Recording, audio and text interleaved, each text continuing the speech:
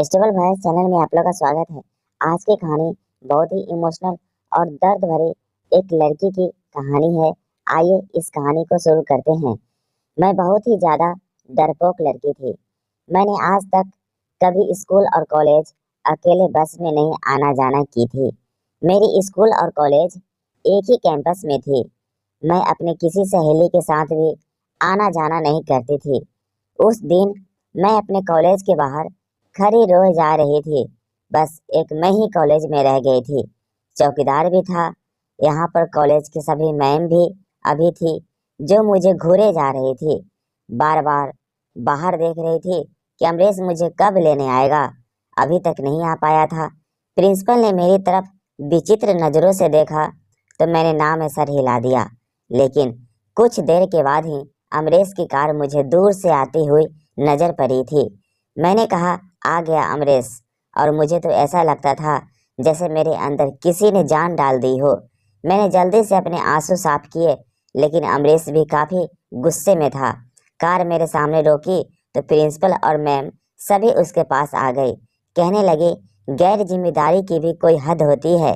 1 घंटे से ऊपर हो गया है छुट्टी हुए। आपको एहसास भी है यह लड़की कब से परेशान है। ना आप फोन उठा रहे हैं, ना बात कर रहे हैं, ना लेने आ रहे हैं। मैं नौकर नहीं लगती हूँ सबकी, जो इस लड़के की यहाँ चौकीदारी करती रहूंगी। क्या मुझे कोई और काम नहीं है? मेरी प्रिंसिपल तो जैसे गुस्से के मारे आग बबूला हो रही थी। अमरीश ने एक ही नज़र मुझ पर डाली थी। कहने लगा, मैं एक बहुत ज़रूरी मीटिंग में फंस गया था, इसलिए आ नहीं सका था। और सुबह मैंने सपना जी से कह दिया था कि मैं लेट हो जाऊंगा। प्रिंसिपल कहने लगे, अगर इतनी ही मीटिंग जरूरी थी तो इसको रास्ते तो याद दिला दो। कम से कम यह तो बताओ कि कौन सी बस इसके घर के सामने जाकर रुकती है। कमाल है, मैंने ऐसी बेवकूफ़ लड़की अपनी ज़िंदगी में नहीं देखी। अमरीश ने गहरी सांस ली और कहने लगा, आइंदा आपको शिकायत का मौका नहीं मिलेगा। अमरीश अपनी गाड़ी की तरफ चल पड़ा और मुझे कहने लगा, बैठो। बड़े गुस्से में अमरीश ने यह बात कही थी और फिर जैसे ही कार में बैठी, बड़ी तेज रफ्तार से उसने कार चलाई थी। मैंने कहा, मुझे डर लग रहा है, थोड़ी धीरे चलाओ। आगे से वह मुझे से कहने लगा, चुप रहो। बड़ा ही गजब बोलने का अंदाज था, इसलिए मैं चुप हो गई। सीट बेल्ट लगा के सीट को मजबूती से पकड़ लिया था। घर के सामने ही कार को जाकर ब्रेक लगी थी। मेरी दीदी दरवाज़ा खोलकर शायद मेरा ही इंतजार कर रही थी। हम दोनों को देखकर उनके चेहरे की परेशानी खत्म हुई थी। कहने लगे, अमरीश, इतनी देर कर दी तुमने। मैं तो फौरन कार से उतरकर दीदी के साथ गले लग गई थी और रोने लगी। अमरीश भी अंदर आ चुका था। छोटी मम्मी कहने लगी, क्या हुआ, तुम रो के रही हो? मैंने कहा, दीदी देखो ना, यह अमरीश मुझे इतना लेट लेने आया था। ऊपर से प्रिंसिपल भी मुझे बातें सुना रहे थे। मुझे बहुत डर लग रहा था। कहने लगा, इस ड्रामेबाज लड़की को दे बोलो कि अपनी आंसू साफ करे, नहीं तो थप्पड़ खींचकर लगाऊंगा। उसके मुंह पर यह सुना था कि दीदी ने उसके कंधे पर एक मुक्का मारा। कहने लगी, शर्म नहीं आती, बच्चे को कोई इस तरह डांटता है? कहने लगा, इतनी बड़ी हो गई है और इसे कुछ भी नहीं पता कि उसके कॉलेज से कौन सी बस हमारे घर तक आती है। क्यों इसे हाथ का जंजीर बना रखा है आपने? मैं बिल्कुल अपनी दीदी की बाहों में छुपी बैठी थी। वह कहने लगी, छोटी है अभी, और तुम किसके लिए हो? तुम्हारी जिंदगी जिम्मेदारी। कहने लगा, हाँ हाँ, सब कुछ मेरी ही जिम्मेदारी है। और क्या उसकी कोई जिम्मेदारी नहीं है? आपने इसे बिगाड़ कर रखा हुआ है। ये इतनी बेवकूफ़ है, मुझे जरा सी देर क्या हो गई तो रो रही थी। इसको इतनी भी शर्म नहीं आती कि सेकेंड ईयर में पढ़ती है। भला उसकी उम्र की लड़कियां रोती है क्या? मेरी दीदी कहने लगी, चल छोड़ अब, और खबरदार जो मेरी बच्ची को कुछ कहा। वह कहने लगा, पानी पियो को, मुझे अभी ऑफिस जाकर भी मुझे बहुत कुछ देखना है। और दीदी, मैं आपसे आखिरी बार कह रहा हूँ, मैं उसकी जिम्मेदारी कब और नहीं उठा पाऊंगा। इससे एक बार बस रास्ता बता दूंगा, कल से यह खुद ही आया जाया करेगी और खुद ही आएगी। मेरी जान इस झंझट से छूट जाएगी। परेशान करके रखा है इसने मुझे। वहाँ मेरा बॉस मुझे चैन की सांस नहीं लेने देता और यहाँ मैडम को छोड़ने और लेकर आने की जिम्मेदारी भी आपने मुझ पर डाल रखी है। मेरी दीदी ने उसका कान पकड़कर खींचा था। यह कहकर मुझे बड़ा सुकून महसूस हुआ था। कहने लगे, खबरदार, जो तूने दोबारा से यह बात कही तो तू ही तो इसे छोड़ने जाएगा और तू ही इसे लेने जाएगा। जहन्नुम में जाए तुम्हारा ऑफिस और ऑफिस का काम। उसने अपना कान छुड़वाया और कहने लगा, और चढ़ाओ इसे सर पर, देखना एक दिन आप बहुत पछताओगे। दीदी मैं कह रहा हूँ आपसे, यह कहकर वह जल्दी से खड़ा हो गया। दीदी कहने लगी, रुको तो सही, पानी पीते जाओ। कहने लगा, रहने दो, इसे ही पिलाओ जो आपको ज़्यादा ही अपनी है। यह कहकर वह दोबारा से घर से बाहर निकल गया था। मेरी दीदी मुझे चूमने लगी और अपने सीने से लगा लिया। कहने लगी, उसको तो रात को आने दो, बहुत डांटूंगा ताकि तुम्हें जल्दी लेने आएगा। मेरी बच्ची 1 घंटे से भूखी प्यासी वहाँ खड़ी रही। चलो जाओ, कपड़े बदल लो, मैं अभी तुम्हें खाना गर्म करके देती हूँ। मैंने भी खाना नहीं खाया, तुम्हारे ही इंतजार में बैठी हुई थी। मुझे याद नहीं कि माँ कैसी होती है। मैंने तो अपनी माँ को कभी देखा भी नहीं था। मेरी जन्म होने पर ही मेरी माँ का देहांत हो गया था और मेरे बाप को मुझसे इतनी नफरत थी कि मुझसे कहते थे कि इस डाइन ने आते ही मेरी पत्नी को मुझसे छीन लिया। मेरे पापा मेरी माँ से बहुत मोहब्बत करते थे, लेकिन मेरी जन्म पर कुछ ऐसा केस बिगड़ गया कि मेरी माँ बच नहीं सकी। मेरी दीदी ने ही मुझे पाला पोसा था, अपनी गोद में लिया था। ममता की सुख मैंने दीदी की गोद से ही पाई थी। कुछ साल बाद ही मेरे पापा विदेश चले गए थे। वहाँ उन्होंने दूसरी शादी भी कर ली थी। ना तो दोबारा कभी दिल्ली आए और ना ही कभी मेरी हालचाल पूछी। मैं उनके लिए ऐसी थी जैसे मेरा इस दुनिया में मेरा कोई मतलब ही ना हो। हाँ, कभी कभी दीदी से बात कर लिया करते थे, पैसों का पूछ लेते। दीदी को मेरे पापा पर बड़ा गुस्सा आता था। कहती थी, विकास भाई आप क्या समझते हो, क्या मेरी बच्ची मुझ पर बोझ है, आपकी 2 रोटियां की मोहताज है। जब आपने बाप की मोहब्बत ही उसे ना दी तो उसकी हालचाल भी मत पूछो करो। मुझे कोई ज़रूरत नहीं है आपके पैसों की। सपना की अब मेरी जिम्मेदारी है, मेरी बेटी है, इसके लिए मुझे तुमसे पैसे लेने की ज़रूरत नहीं है। मेरी दीदी ने ही मुझे सगी बेटियों से ज़्यादा प्यार दिया था और उसकी सबसे बड़ी वजह यह थी कि दीदी की अपनी कोई औलाद नहीं थी। जब मैं दीदी की गोद में आई उस समय दीदी की शादी को 6 साल का समय हो चुका था। मेरी माँ और दीदी में सगी बहनों की तरह मोहब्बत थी। दोनों ही औलाद की खुशी को तरसते थे। ना दीदी को कोई औलाद हो रही थी और ना ही मेरी माँ को। मेरी माँ की शादी को भी 8 साल का समय हो चुका था और भगवान ने उन्हें औलाद की खुशी नहीं दी थी। और जब 8 साल के बाद उन्हें खुशी मिली तो वह जिंदगी की बाजी हार कर चली गई थी।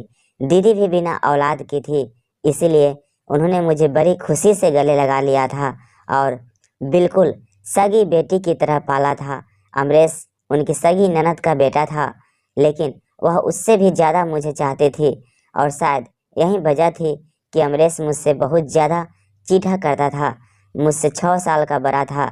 मैं साल भर की हो गई थी कि दीदी की ननद और उनकी नंदोई अमरेश को इस भरी दुनिया में अकेला छोड़कर चल बसे थे।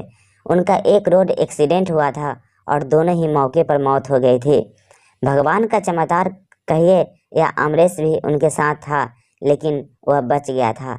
8 साल की उम्र में अमरेश भी दीदी की गोद में आ गया था। भगवान ने उनके पेट से तो उन्हें कोई बच्चा नहीं दिया था, लेकिन मासूम अनाथ बच्चों को पालने का पुण्य दीदी ने जरूर कमाया था। बचपन से ही दीदी मुझसे सबसे ज़्यादा प्यार करते थे और दीदी भी मेरी ही साइड लेते थे। प्यार तो अमरेश से भी करते थे, लेकिन हम दोनों कुछ ज़्यादा ही लड़ाई झगड़ा करते रहते थे और इसीलिए अमरेश मुझसे मुझसे बचपन से ही सब कुछ बदल कर रख दिया था।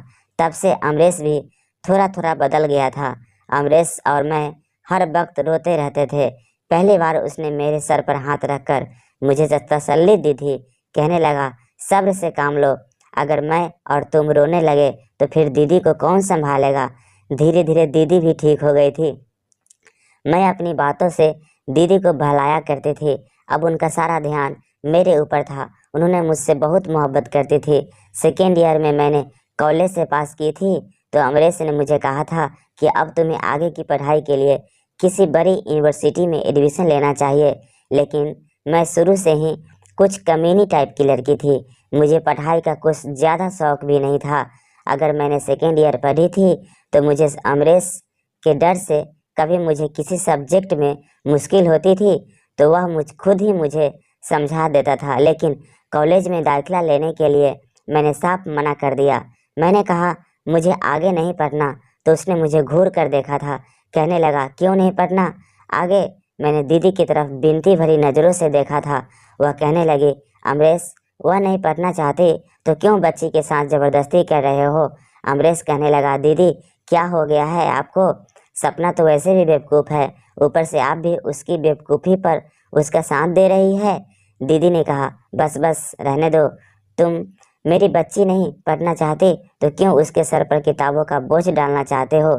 चीरते हुए अमरेश कमरे से बाहर निकल गया था। जाते जाते कहने लगा, आप इसका फ्यूचर खराब कर रही हो। लेकिन ना तो मुझे इस बात की परवाह थी और ना ही मेरी दीदी को। मैंने घर की सारी जिम्मेदारी खुशी खुशी संभाल ली थी।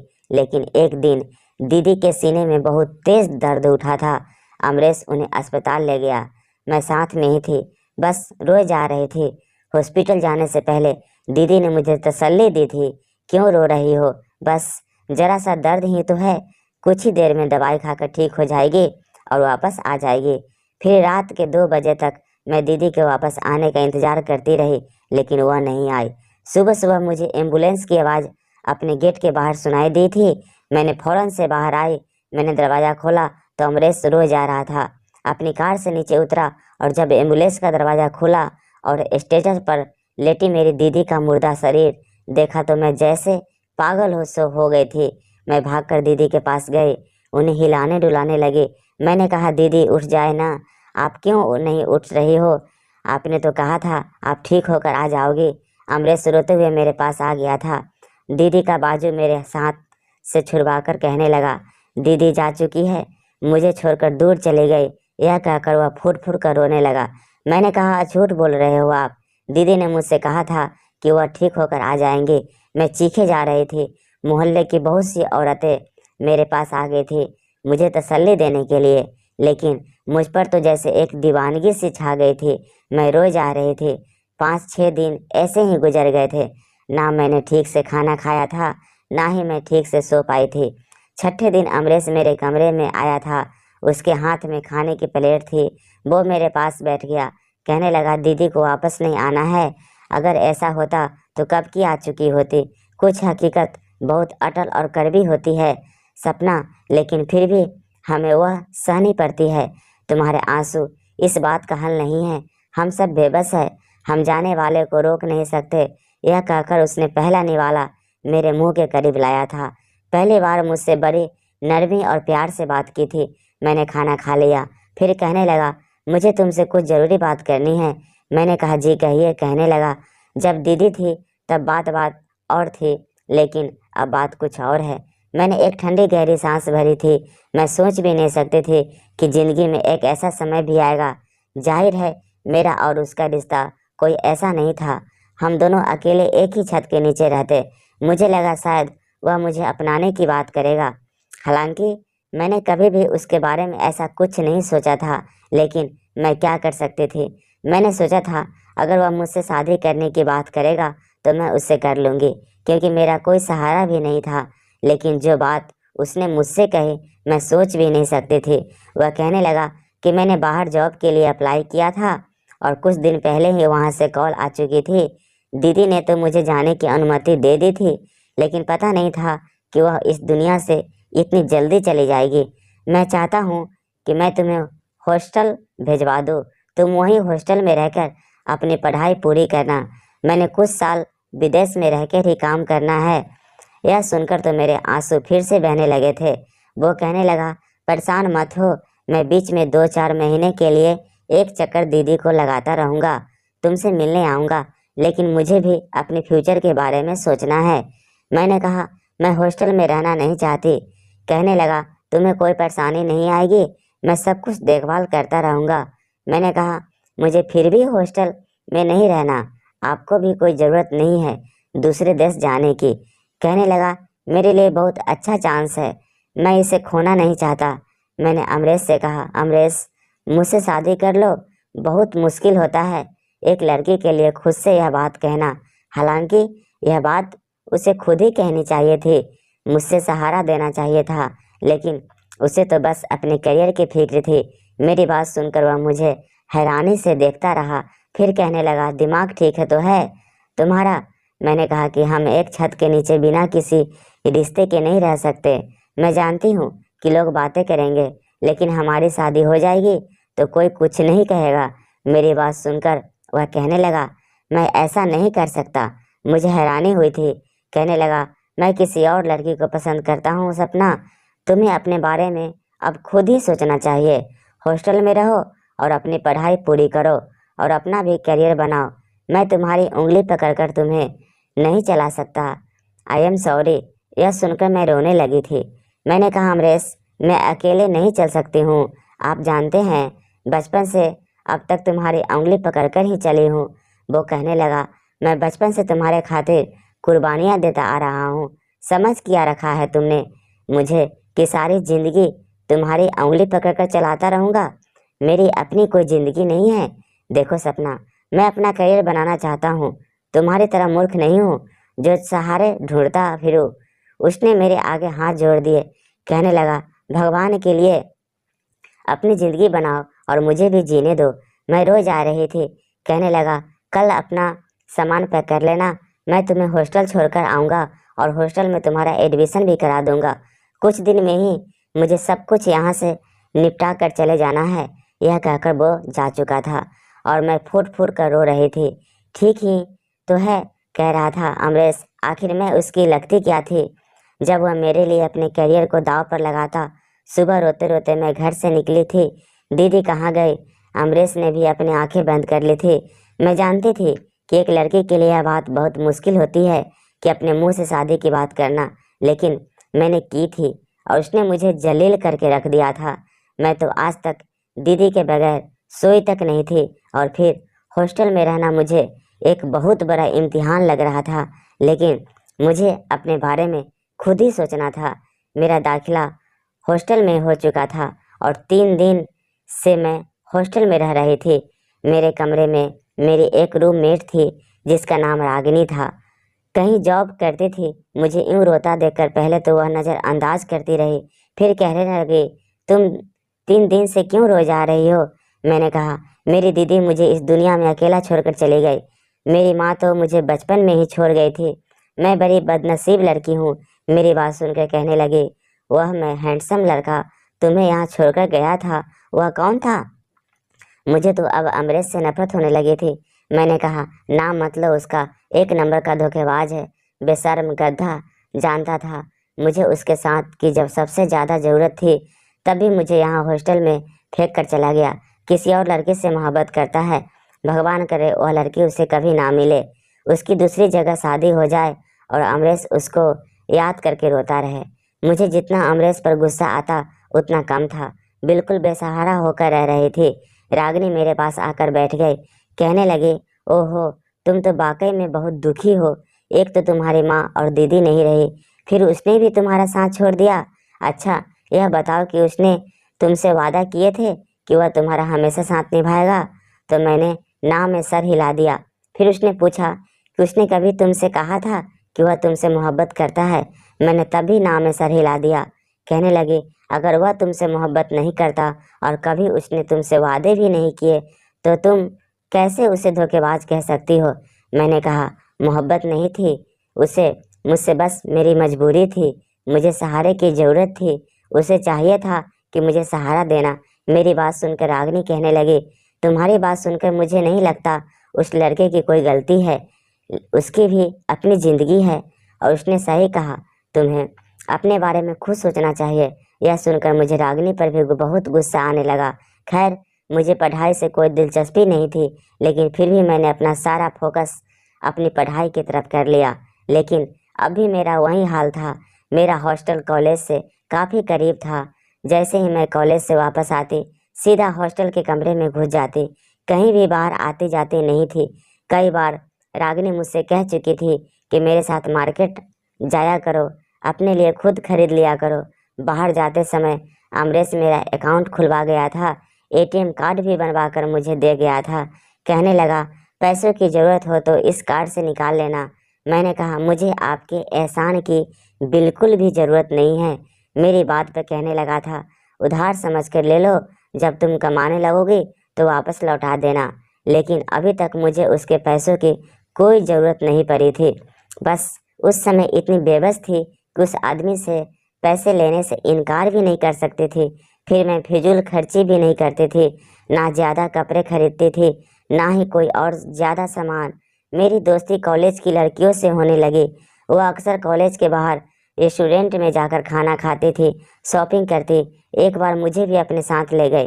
पहली बार यूं अकेले अपने दोस्तों के साथ गई थी, लेकिन सामने ही मैंने अमरेश को एक लड़की के साथ बैठे हुए देखा था। उसके साथ बैठे हंस रहा था, बातें कर रहा था। वह लड़की बहुत खूबसूरत थी। उसे देखकर मुझे जितनी हैरानी हुई थी उतनी ही कम थी। वह तो कह रहा था कि उसे विदेश जाना है, कहीं उसकी जॉब लग गई है, लेकिन वह तो यहीं दिल्ली में बैठा अपनी गर्लफ्रेंड से बातें में बिजी था। इसका मतलब उसने मुझसे झूठ बोला था। मैं वहाँ रुकी नहीं, फौरन भागती हुई वापस आ गई थी। मेरी दोस्त मुझसे पूछती रह गई, लेकिन मैं वापस चली आई थी। उस दिन मैं खूब रोई थी। उस इंसान ने मुझसे झूठ बोला था कि वह विदेश जा रहा है, लेकिन वह यहीं शायद वह मुझसे पीछा छुड़वाना चाहता था। इसीलिए उसने मुझे घर से निकाल दिया। जिससे मोहब्बत करता था उसके साथ हंसकर बातें कर रहा था। मुझसे तो आज तक कभी उसने सीधे मुंह तक बात नहीं की थी। मुझे दीदी की याद आने लगी, वही मेरी अपनी थी। यह आदमी तो शुरू से ही मुझसे नफरत करता था। कुछ हफ्ते बाद उसकी कॉल आई, लेकिन मैंने उसका फ़ोन नहीं उठाया। मुझे अब उस इंसान से कोई संबंध ही नहीं रखना था। मैं सोच चुकी थी कि जल्दी ही अपनी पढ़ाई पूरी करके जॉब करूँगी और उसकी पाई पाई पैसा लौटा दूँगी। मुझे उसका यह एहसान नहीं चाहिए। लेकिन कुछ ही देर के बाद दरवाज़ा खटखटाया था और दरवाज़ा खोला तो नौकरानी खड़ी हुई थी। कहने लगी, इंचार्ज ने तुम्हें नीचे बुलाया है। मैं नीचे गई तो कहने लगा, अमरेश नाम के लड़के की कॉल आई है, बात कर लो उससे। मैंने कहा कि मुझे किसी से बात नहीं करनी, उससे कह दो मैं यहाँ नहीं हूँ। हालांकि फ़ोन ऑन था और यह आवाज़ उस तक पहुँच चुकी थी, लेकिन मुझे अब परवाह भी नहीं थी। इंचार्ज मुझे हैरानी से देखने लगे। मैंने यह कहा दोबारा ऊपर आ गए। कुछ घंटे के बाद ही इंचार्ज ने मुझे दोबारा नीचे बुलाया।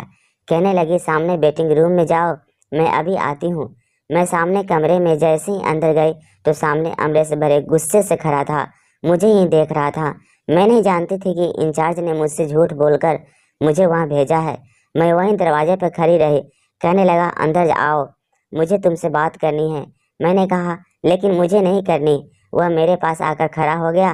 कहने लगा, प्रॉब्लम क्या है तुम्हारी? मैंने कहा, तुमसे मतलब अपने काम से काम रखो।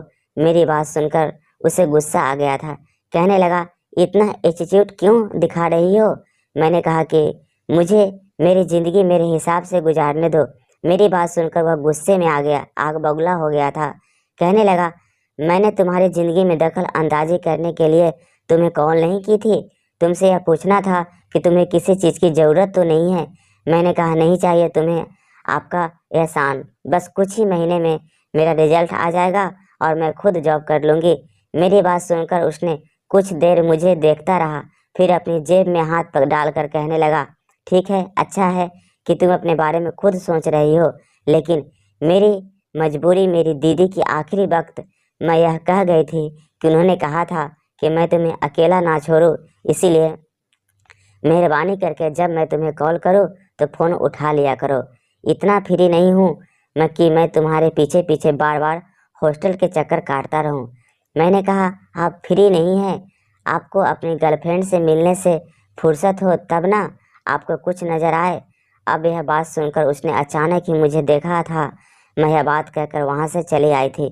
कुछ दिन के बाद मेरा रिजल्ट आया था और मेरी उम्मीद से कहीं अच्छा था। मैंने फ़ौरन ही जॉब की तलाश शुरू कर दी।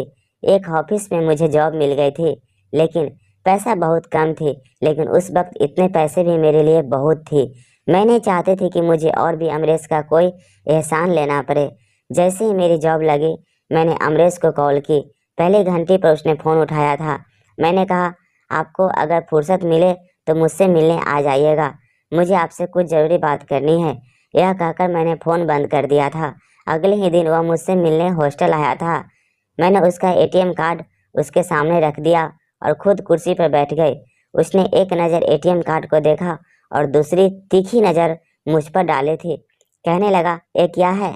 मैंने कहा, मेरी जॉब लग गई है, इसीलिए मुझे इसकी अब ज़रूरत नहीं है। मैंने इसमें बहुत ज़्यादा पैसा खर्च नहीं किया, बस ज़रूरत के हिसाब से ही कुछ खर्च किए हैं और इसका हिसाब भी मैंने लिख रखा है। धीरे धीरे मैं पैसा चुका दूंगी। कहने लगा, तुमने जॉब शुरू कर दी? किस कंपनी में जॉब कर रही हो? तुमने मुझे बताने की भी ज़रूरत नहीं समझी। मैं तो पहले ही तुम्हारे लिए जॉब की बात कर चुका था। वहाँ जॉब की है। तुमने उसने मेरी किसी भी बात को अहमियत नहीं दी थी, लेकिन मुझे उसकी सिफारिश की जॉब की कोई ज़रूरत नहीं थी। मैंने कहा, बचपन से अब तक बहुत एहसान कर दिए आपने मुझ पर, लेकिन अब बेफिक्र रहे, बहुत जल्दी आपको सब कुछ लौटा दूंगी। कहने लगा, यह बेकार की बातें सुनने के लिए मैं यहाँ नहीं आया हूँ। जो तुमसे पूछ रहा हूँ बस उसका जवाब दो। कहाँ जॉब की है तुमने? मुझसे पूछे बगैर तुम कुछ भी नहीं कर सकती हो। मैंने कहा, आपका यह हक नहीं है। अपना फैसला करने में मैं आज़ाद हूँ, समझे? आप और आप भी यही चाहते थे। मेरी बात सुनकर वह गुस्से से मुझे देखने लगा। कहने लगा, बाहर में जाओ तुम। यह कहकर वह खड़ा हो गया। मैंने कहा, जाते हुए अपना एटीएम कार्ड ले जाइएगा। मेरा यह कहना था कि उसके कदम नहीं रुक रहे थे। उसने पलटकर मुझे बड़े ही गुस्सैल नज़रों से देखा था। कहने लगा, सपना, बहुत ज़्यादा बदतमीजी बर्दाश्त कर रहा हूँ तुम्हारी। इस कार्ड को अपने पास रखो, समझी? यह कहकर वहाँ से चला गया। आज मेरे दिल को बहुत सुकून मिला था। मैंने अपने दिल की सारी नाराज़गी और सारा गुस्सा निकाल लिया था और फिर ऑफिस जाने लगी थी तो मुझे अपने कपड़ों का भी ख्याल आने लगा। इसलिए मैंने उधार की नीयत से उस एटीएम कार्ड से पैसे निकाले। बाद में उसे वापस कर दूंगी और अपने कपड़े और ज़रूरत का सामान ले आऊँगी। लेकिन जैसे ही अगले दिन मैं ऑफिस पहुंची तो बॉस ने मुझे फ़ौरन से अपने कमरे में बुलाया था। जैसे ही कमरे में दाखिल हुई तो सामने अमरेश को बॉस के साथ बैठा देखकर मेरा तो सर चकरा गया था। यह आदमी यहाँ भी पहुँच गया था। इसे क्या तकलीफ थी? जब यह मुझे अपनी ज़िंदगी से निकाल कर बाहर कर चुका था तो क्यों मेरे फैसले अपने हाथ में रखना चाहता था? मुझे देखकर बॉस कहने लगा, सपना जी, अंदर आइए और बैठिए। आपने बताया क्यों नहीं कि आप अमरेश की रिश्तेदार हैं? अगर आप मुझे बता देती तो मैं आपको एक अच्छी जॉब दे देता। मैं उस आदमी का कोई एहसान नहीं लेना चाहती थी। पता नहीं वह क्यों आया था, क्या जानना चाहता था। शायद वह अपना एक और एहसान मुझ पर जताना चाहता था। बॉस अमरेश से कहने लगा कि यार तुम बेफिक्र रहो, सपना को मैं बहुत कुछ सिखा भी दूंगा और एक अच्छी पोस्ट भी दे दूंगा। अगर मुझे मालूम होता कि यह तुम्हारी रिश्तेदार है तो तुम्हें कहने की भी ज़रूरत नहीं पड़ती। अमरेश कहने लगा, चलो अब तो पता चल गया ना, बस इसका ज़रा ख्याल रखिएगा। बड़ी ही पागल सी लड़की है। बहुत कहने लगा, ज़रूर, बस तुम बेफिक्र रहो। अमरेश वहाँ से जा चुका था, लेकिन मैं भी सोच चुकी थी यहाँ जॉब नहीं करूँगी। लेकिन फ़िलहाल तो मेरे हाथ में कोई दूसरी जॉब भी नहीं थी। बॉस ने ऑफिस की ही एक लड़की को मेरे पास भेजा जो मुझे ऑफिस के काम सिखाने में मदद करने लगे। कंप्यूटर, लैपटॉप, काफ़ी कुछ मुझे सिखा रही थी। लेकिन इसी दौरान मुझे दूसरी जगह भी अपनी जॉब के लिए अप्लाई किया हुआ था। मैं चाहती थी जैसे ही मेरी कहीं और जॉब लगे मैं यह जॉब छोड़ दूंगी। एक दिन मैं ऑफिस से वापस आई तो रागिनी मार्केट जाने के लिए तैयार थी। कहने लगी, चलो ना मेरे साथ सपना, मुझे अपने गांव जाना है और सबके लिए तोहफे लेने हैं, मेरी मदद कर देना। मैं उसके साथ महल में चले गए। उसके साथ साथ मैं अपनी भी शॉपिंग कर रही थी कि एक दुकान पर मैंने उसी लड़की को अमरेश के साथ देखा था। लेकिन मैं चाहती थी कि उसकी नज़रों में ना जाऊं तो अच्छा है। उस लड़की को देखकर मेरे अंदर आग सी लग गई थी और ऐसा क्यों था मैं नहीं जानती थी, लेकिन अमरेश मुझे देख चुका था। फ़ौरन से मेरे पास आ गया। वह लड़की भी उसके साथ ही थी। वह कहने लगा, यह मेरी कज़न है। उसकी लवर चंदा बड़ी खुश दिल से मेरी तरफ बढ़ने लगी थी, लेकिन मैंने उसे हाथ नहीं मिलाया था। मैंने कहा, मैं उसकी कुछ भी नहीं लगती, सॉरी। यह कहकर मैंने रागिनी के पास चले गए। उस लड़की का चेहरा उतर गया था। उसने अपना बढ़ा हुआ हाथ पीछे कर लिया था और अमरेश मुझे गुस्से से घूर रहा था। मैंने कहा, रागिनी, जल्दी करो यार, मुझे लेट हो रहा है। हालांकि मुझे कोई काम भी नहीं था, लेकिन मुझे अमरेश पर यह जाहिर करना था कि वह मेरे लिए कुछ भी अहमियत नहीं रखता और उसकी गर्लफ्रेंड तो बिल्कुल भी नहीं अहमियत रखती। मैं जानती थी वह गुस्से से पागल हो रहा होगा और यह सोचकर मुझे मुझे बड़ी खुशी हुई थी, क्योंकि उसकी फ्यूचर में होने वाली पत्नी को मैंने उसकी औकात दिखा दी थी। मैंने रागिनी से कहा, जल्दी करो, बाकी की शॉपिंग बाद में कर लेना। मैं उसे घसीटते हुए बाहर ले आई। कहने लगी, तुम्हें किस चीज़ की जल्दी थी? मैंने कहा, बस मैं थक गई हूँ, वापस चलो। मैं रागिनी के बिगड़े हुए मूड को भी नज़रअंदाज कर दिया था, लेकिन जैसे ही हॉस्टल आए मुझे अमरेश की कॉल आने लगी। मैंने फ़ोन उठाया। कहने लगा, मुझे अंदाज़ा नहीं था कि तुम इस कदर बदतमीजी पर उतर आओगे। तुम्हें हाथ मिलाने तक की फुर्सत नहीं थी। चंदा क्या सोच रही होगी तुम्हारे बारे में? मेरी रिश्तेदार होकर तुम इतनी बदतमीजी हो। मैंने कहा, बड़ा दुख हो रहा होगा आपको ना। इतनी बड़ी बात तो नहीं थी, लेकिन हाँ, आपके लिए तो बहुत बड़ी बात होगी। आपकी मोहब्बत को तकलीफ जो हुई थी, लेकिन क्या है ना मिस्टर अमरीश जी, मैं आपकी गुलाम नहीं हूँ। यह कहकर मैंने फ़ोन बंद कर दिया था। आज मेरे दिल को बहुत सुकून मिला था। उस वक्त वह गुस्से से ही सही, लेकिन मेरे बारे में सोच तो रहा होगा। सुबह सुबह मुझे एक और खुशखबरी मिली गई कि जहां मैंने जॉब के लिए इंटरव्यू दिया था, वहां से कॉल आ चुकी थी। इस बार मेरा एक्सपीरियंस भी पहले से ज़्यादा था, इसीलिए मेरी जॉब लग गई थी।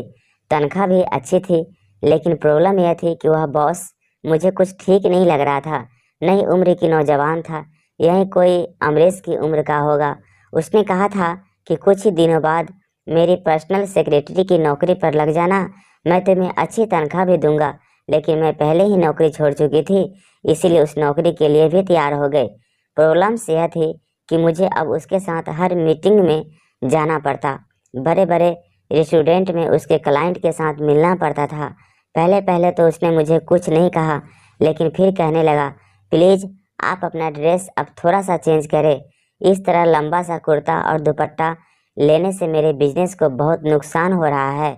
आपको इस बात का अच्छी तरह अंदाज़ा होना चाहिए कि आप मेरी पर्सनल सेक्रेटरी है और मीटिंग में सामने वाले क्लाइंट पर पर्सनल सेक्रेटरी को बहन जी टाइप का देखना पसंद नहीं करते। मैं यह नौकरी छोड़ना नहीं चाहती थी, क्योंकि उस आदमी ने मुझे जॉब के लिए लाखों की ऑफ़र की थी और यह मेरे लिए बहुत ज़्यादा थे। मैं कुछ सालों में ही अमरीश का सारा पैसा उसके मुंह पर मार सकती थी, इसीलिए मैंने नौकरी ज्वाइन कर ली थी और उसी की इच्छा के अनुसार मैंने थोड़ा अपना फैशन के कपड़े पहनना शुरू कर दिए थे। अब जीन्स और टॉप पहनने लगे थे, बालों को भी खुला छोड़ दिया था। इन दिनों मेरे बॉस की बेबाक नज़रें मुझ पर उठने लगी थी। कभी वो मीटिंग के बीच मेरा हाथ पकड़ लेता, कभी मेरी तारीफ़ें करने लगता। एक बार मैं उसके साथ मीटिंग के लिए रेस्टोरेंट में गई थी। मेरी नज़र अमरीश पर पड़ गई। वह अपने कुछ दोस्तों के साथ वहाँ बैठा था, बातों में बिजी था। उसने मुझे देखा, लेकिन फौरन ही नज़र हटा ली। अब मुझसे ज़्यादा बातचीत नहीं करता था, लेकिन अचानक ही शायद उसे अपनी आंखों पर विश्वास नहीं हुआ था। उसने दोबारा पलटकर मुझे देखा था। मेरा हुलिया तो पूरा चेंज था, इसलिए शायद उसने मुझे चौंक कर देखा था। मेरा बॉस अपने क्लाइंट से बात कर रहा था, साथ ही मेरा हाथ भी पकड़े हुए था। मेरी नज़र अमरीश पर पड़ी तो मेरे हाथ की तरफ ही देख रहा था, जो कि मेरे बॉस के हाथ में था। उसका चेहरा और आँख ना जाने क्यों लाल हुई थी। फौरन से उठकर मेरे पास आया, कहने लगा, सपना उठो, यहाँ से कौन है यह आदमी? उसके गजब अजीब शब्दों पर मेरा दिल जोर से धड़का था, क्योंकि इतने गुस्से में मैंने उसे पहले कभी देखा ही नहीं था। जिसने गुस्से में वो आज था। मेरा बॉस खड़ा होकर ना समझी तो उसे देखकर कहने लगा, मिस्टर आप कौन है? वह कहने लगा कि यह मेरी रिश्तेदार है और मैं इसे यहाँ से लेकर जाऊँगा।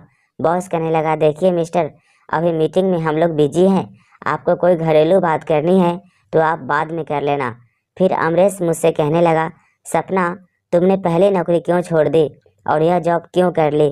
तुमने मुझे बताया भी नहीं। मैंने कहा, आपको सुनाई नहीं दे रहा?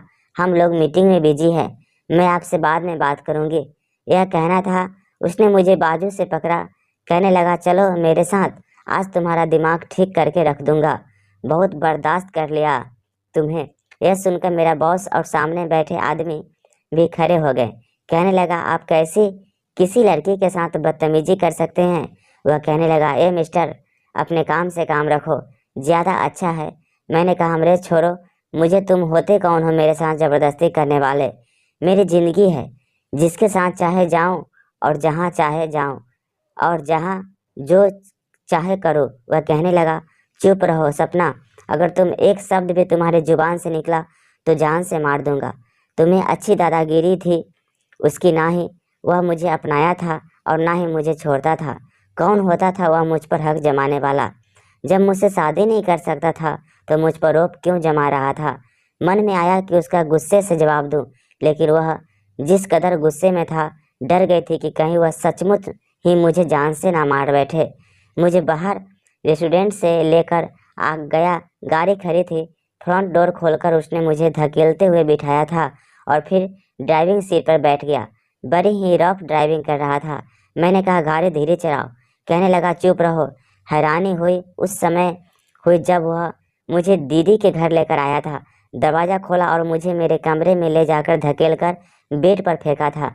मैं फौरन से खड़ी हो गई। कहने लगा, किससे पूछकर तुमने जॉब को बदला है और यह क्या पहन रखा है तुमने, और वह आदमी कौन होता है तुम्हारा हाथ पकड़ने वाला? बड़े गुस्से से वह मुझसे पूछ रहा था। मैंने कहा, मेरी ज़िंदगी है, मैं जैसे चाहूँ जीऊँ। तुम कौन होते हो मुझ पर हुक्म चलाने वाले? कि तभी उसने जोरदार थप्पड़ मेरे मुंह पर मारा कि बेड पर जाकर गिरी थी। कहने लगा, मेरी गलती थी कि जो मैंने तुम जैसी बेवकूफ़ लड़की को समाज में चलने के लिए छोड़ दी। मुझे लगा था कि तुम जिंदगी के उतार चढ़ाव समझने की कोशिश करोगे, कॉन्फिडेंस आ जाएगा तुम्हारे अंदर, लेकिन तुम तो बेशर्म हो गई हो।